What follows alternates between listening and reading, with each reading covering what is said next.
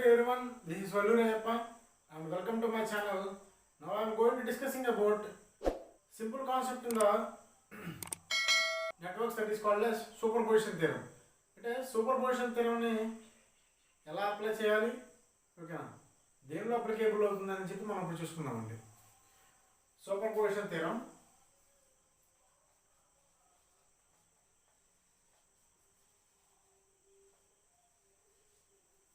Statement, first statement అనమాట.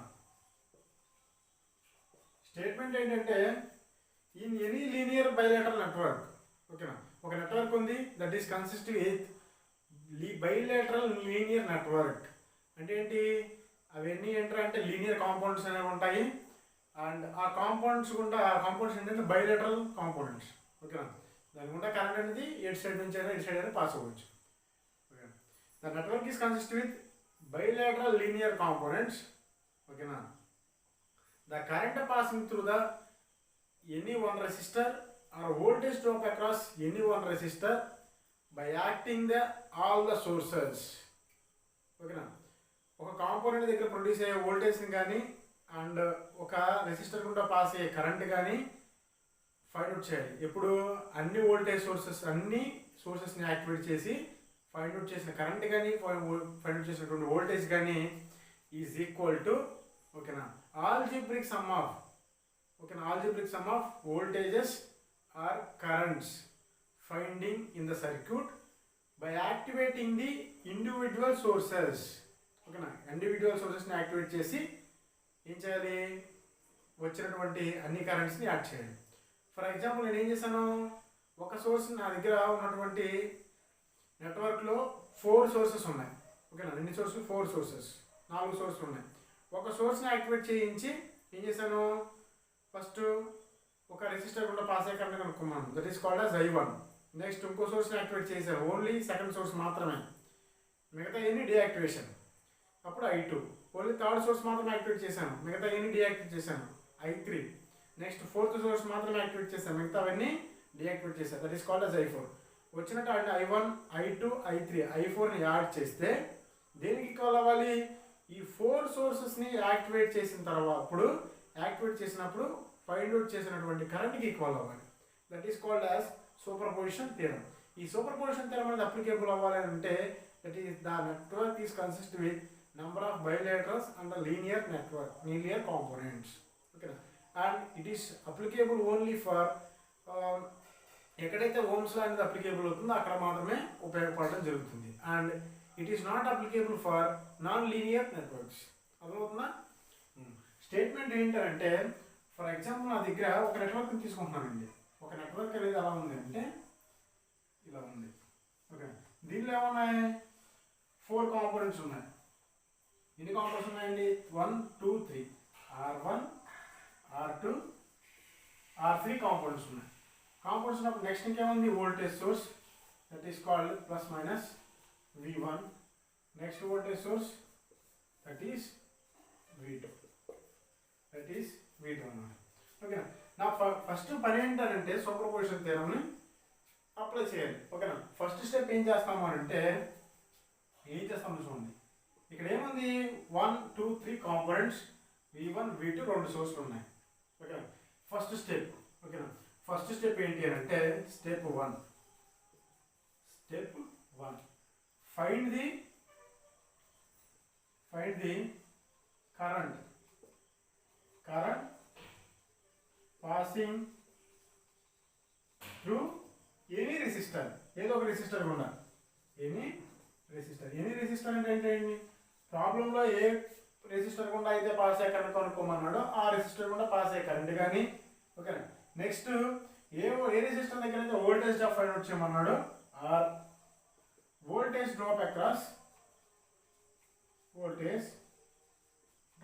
At any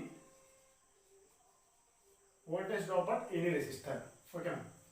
ఏం చేయాలి, ఏదో ఒక రెసిస్టర్ దగ్గర దేనికుండా ఏదో ఒక రెసిస్టర్ కూడా పాస్ అయ్యే కరెంట్ని కానీ ఏదో ఒక వోల్టేజ్ ఏదో ఒక రెసిస్టర్ దగ్గర ప్రొడ్యూస్ అయ్యే వోల్టేజ్ని కానీ ఫైండ్ అవుట్ చేయాలి, ఓకేనా.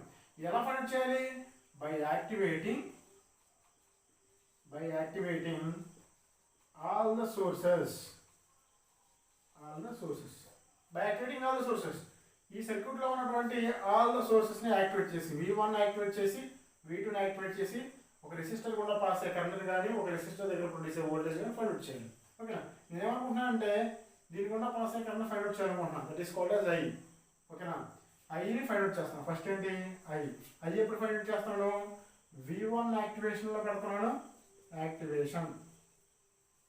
యాక్టివేషన్ V1 అండ్ V2 రెండింటిని యాక్టివేటింగ్ పెడుతున్నాను. ఈ రెండింటిని యాక్టివేట్ చేసి I1 ఐని ఫైండ్ అవుట్ చేశాను. నెక్స్ట్ కేసు ఏం చేస్తానంటే నెక్స్ట్ స్టెప్ 2 ఏం చేయాలంటే find the current or voltage in the circuit. ఒక సర్క్యూట్లో ఒక కాంపౌండ్ కూడా పాస్ అయ్యే కరెంట్ కానీ వోల్టేజ్ కానీ ఫైండ్ అవుట్ చేయాలి. ఓకేనా, ఎప్పుడు బై యాక్టివేటింగ్ ఫస్ట్ సోర్స్ మాత్రమే యాక్టివేట్ చేసి ఏ రెసిస్టర్ గుండా పాస్ అయ్యే కరెంట్ ఫైండ్ అవుట్ చేయాలనుకుంటున్నామో ఆ కరెంట్ని ఫైండ్ అవుట్ చేయాలి. లేదనుకుంటే కనుక ఏ రెసిస్టర్ దగ్గర వోల్టేజ్ అయితే ప్రొడ్యూస్ చేయాలనుకున్నామో ఆ వోల్టేజ్ ఫైండ్ అవుట్ చేయాలి. అప్పుడు వచ్చిన కరెంట్ కానీ వోల్టేజ్ కానీ ఏమవుతుందంటే I డాష్ కానీ V డాష్ కానీ, వోల్టేజ్ అయితే V డాష్, I డాష్ అయితే I డాష్. ఎందుకని ఒక సోర్స్ ఫస్ట్ సోర్స్ని యాక్టివేట్ చేసాము, మిగతా సోర్స్ని డీయాక్టివేట్ చేసాము. ఓకేనా, రిమైనింగ్ ఓన్లీ యాక్టివేషన్ ఎక్కడ ఉందండి? I డాష్ ఎప్పుడు ఫైండ్ చేస్తున్నాం?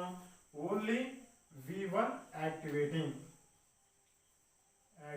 ఓకేనా, నెక్స్ట్ V2 ఏంటండి? డీయాక్టివేటింగ్ అంటే ఇక్కడ డీయాక్టివేటింగ్ మీనింగ్ ఏంటి అంటే V2 ఈజ్ ఈక్వల్ టు 0. అంటే V2 ఈజ్ ఈక్వల్ టు 0. ఎప్పుడు వోల్టేజ్ 0 అవుతుందండి? Short circuit open circuit voltage అనేది ఎప్పుడు 0 అవుతుంది? షార్ట్ సర్క్యూట్ చేసినప్పుడు 0 అవుతుంది. ఓకే, షార్ట్ సర్క్యూట్ చేసినప్పుడు 0. అదే ఇన్ కేసు ఇక్కడ కరెంట్ సోర్స్ ఉంది అనుకోండి, అప్పుడు ఏమవ్వాలి? కరెంట్ సోర్స్ కదా, I అనేది ఈజ్ ఈక్వల్ టు 0. డీయాక్టివేట్ అంటే ఏంటి? Current source is equal to 0. అంటే కరెంట్ సోర్స్ అయితే ఏమవుతుందండి? కరెంట్ ఎప్పుడు 0 అవుతుంది? ఓపెన్ సర్క్యూట్ అప్పుడు 0 అవుతుంది. అంటే ఇక్కడ దీన్ని ఏం చేయాలి? ఓపెన్ చేయాలి. కరెంట్ సోర్స్ ఇది వోల్టేజ్ సోర్స్ కదా, అందుకని ఏం చేస్తాం? షార్ట్ చేస్తాం. అప్పుడు వచ్చిన కరెంట్ ఏంటి? I dash. ఓకేనా, ఒక ఫస్ట్ సోర్స్ని యాక్టివేట్ చేసి రిమైనింగ్ ఎన్ని సోర్స్లు అయితే ఉన్నాయో అన్నింటిని డీయాక్టివేట్ చేసినప్పుడు వచ్చిన కరెంట్ I డాష్. ఓకేనా, నెక్స్ట్ స్టెప్ 3 ఏం చేస్తున్నామండి? Find the I double dash over V double dash by activating ఏంటిది? సెకండ్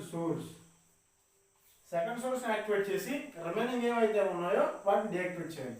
ఏం ఫైండ్ అవుట్ చేస్తున్నాం ఇక్కడ? I double dash find out చేస్తున్నాం. ఓకే, అంతకుముందు I డాష్ ఫైండ్ అవుట్ చేసాం. ఓకే, ఇప్పుడేం ఫైండ్ అవుట్ చేస్తున్నాం? I డబల్ డాష్ అప్పుడు ఏమనుకున్నాం? V1ని డీయాక్టివేట్ చేయాలి. డీయాక్టివేట్ అంటే ఏంటి? V1 is equal to 0. V1 act as short circuit. Next V2 activate. V2 work చేయించాలి, V1ని డీయాక్టివేట్ చేయాలి. అంటే ఏంటి? V2 వర్క్ చేయించాలి. అంటే ఏంటి? అంతకుముందు ఏదైతే ఉందో సేమ్ V2. ఓకేనా, నెక్స్ట్ V1ని డీయాక్టివేట్ చేయాలి. అంటే ఏం చేయాలి? ఇక్కడ V1ని షార్ట్ సర్క్యూట్ చేయాలి. V1 is equal to 0. అప్పుడు వచ్చిన కరెంట్ ఏంటి అంటే I డబల్ డాష్. అలా ఇంకో వోల్టేజ్ సోర్స్ ఉంది, అప్పుడు ఏం చేస్తాం? V3ని యాక్టివేట్ చేసి మిగతా అన్ని డీయాక్టివేట్ చేస్తాం. అప్పుడు వచ్చింది I ట్రిపుల్ డాష్. నాలుగో సోర్స్ ఉంది, 4 సోర్స్లు ఉన్నాయి.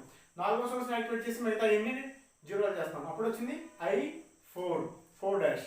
అర్థమవుతుందా? అలా వస్తున్నాయి కదండి. ఏమొస్తున్నాయి? I dash double dash. Only ఒక సోర్స్ ఫస్ట్ సోర్స్ని యాక్టివేట్ చేసినప్పుడు వచ్చింది I డాష్, సెకండ్ సోర్స్ని యాక్టివేట్ చేసినప్పుడు వచ్చింది I double dash. Okay, third సోర్స్ని యాక్టివేట్ చేసినప్పుడు వచ్చింది I ట్రిపుల్ డాష్. ఫోర్త్ సోర్స్ని యాక్టివేట్ చేసినప్పుడు వచ్చింది I4 dash. And so on. ఓకేనా, IN డాష్ అంటే ఏంటి? IN డాష్ అంటే ఎంత సోర్స్ని, ఓకేనా, అంటే n నెంబర్ ఆఫ్ సోర్సెస్ ఉన్నప్పుడు లాస్ట్ సోర్స్ని యాక్టివేట్ చేసి మిగతా డీయాక్టివేట్ చేసినప్పుడు n డాష్ అనమాట. n బదులుగా for example n equal to 1 పెట్టే ఏమవుతుంది? I డాష్ అవుతుంది. అంటే ఏంటి? ఫస్ట్ సోర్స్ని యాక్టివేట్ చేసినప్పుడు కరెంటు. n ఈక్వల్ టు 2 పెట్టే అప్పుడు ఏమవుతుంది? I డబల్ డాష్ అవుతుంది. అప్పుడు ఏంటి? సెకండ్ సోర్స్ని యాక్టివేట్ చేసినప్పుడు పాస్ అయ్యే current. Next I triple dash పెట్టే అప్పుడు ఏమవుతుంది?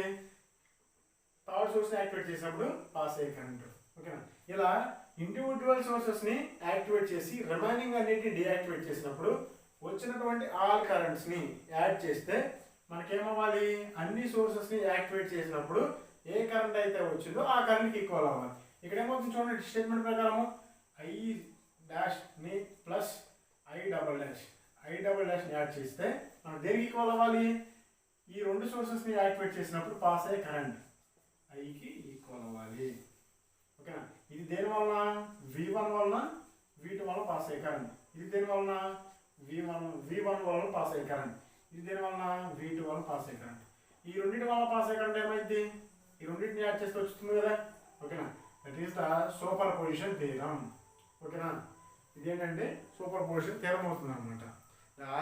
The current passing through the any circuit is by activating all the sources is equal to the algebraic sum of the individual currents passing by the individual sources activating.